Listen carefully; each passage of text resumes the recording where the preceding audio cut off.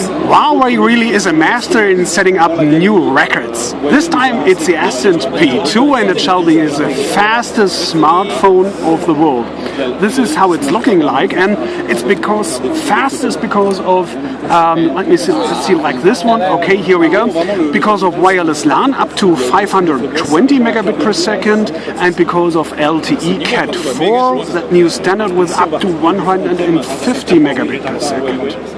And as you might see, this is just a new UI, and especially you can use it with a glove, as you can see with us, because we're in Barcelona and it's warm, so I don't have gloves with me, but as you can imagine, this will work in the winter too.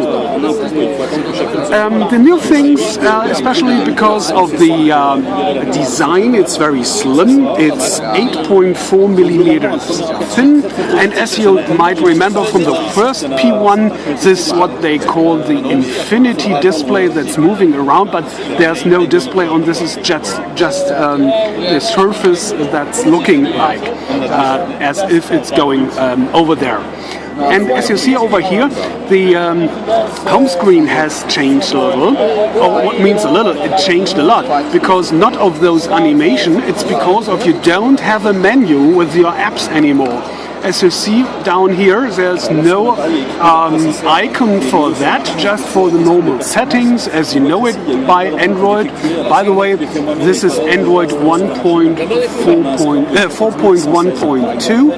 And the special new thing with this emotion UI, how Huawei is calling it, is this one over here.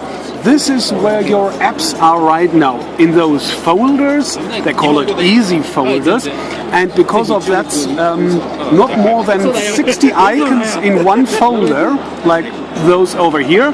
These are the Google apps, as you can see, and you can't scroll up or down or whatever. It's just one folder, maximum 16 icons, and so that's why you have more folders on that home screen over here. These for management and these for tools. Well, tools. This touch screen doesn't like me, as it seems, but that might be a bit because it's very cold over here. My fingers are a little bit too cold for that. I don't know. But as you can see, you have those folders, and that's a big change, I guess, for most people, especially because you have to look or to remind which icons you placed where. You can, of course, change everything over here, but you have to remind which functions are where. And if you're used to have one big folder with your menu and all your apps alphabetically sorted, so this is a big change for that.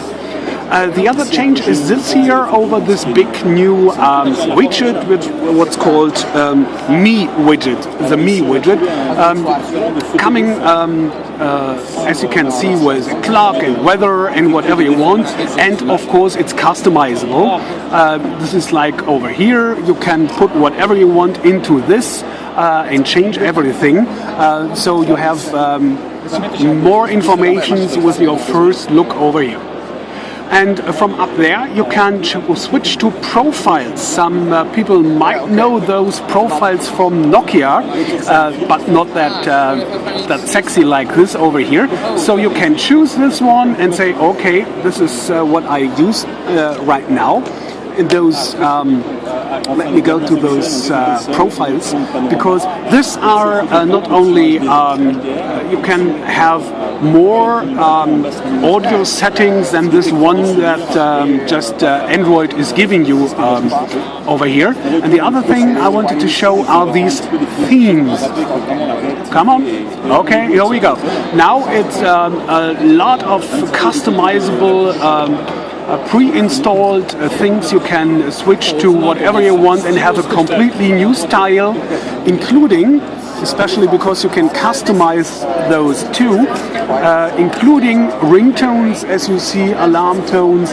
You can customize and save as much as you want to, and now on that way switch with one click between those themes and have a totally new look for all of the phone, including those audio styles. Yeah, the other thing is that it's a 13 megapixels camera over here, doing video in full HD with HDR and everything you want to, and the battery that's inside shall have 2,420 milliampere hours, so it seems to be a really big battery for a 4.7-inch screen.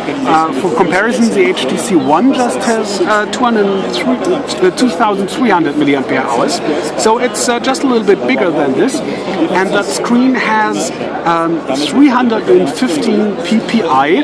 And I hope you can see, because we are, as you can see here, we are on the free area here in Barcelona, and luckily it's sunny, and as you can see we have those reflections like always, but I hope you can see or believe me that the viewing angle, regardless of those